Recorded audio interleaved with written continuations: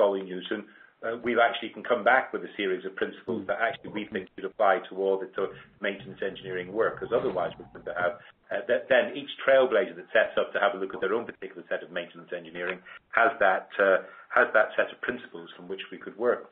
So and they're probably based on some of the principles already have been enacted. So and I think those principles have already been talked about today: common core, pathways.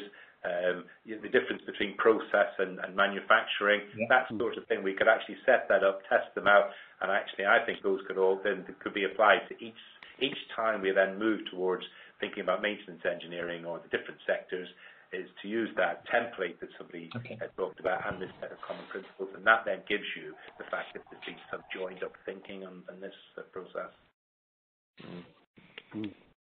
That sounds like a very solid idea to me. Chris, are you comfortable with that? You got a bit of an agenda there?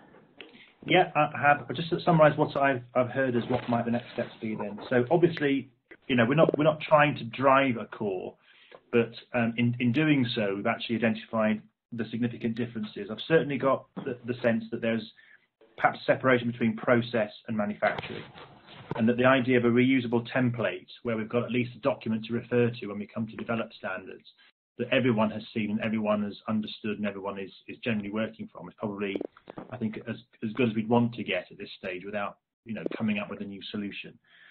On the assumption that colleagues wouldn't mind me following up with each of you in turn about how it would look for you, then I've got a piece of work here around looking at those similarities and differences and coming up with a genus and species model for the elements. So yes, Jerry, I think there's plenty here.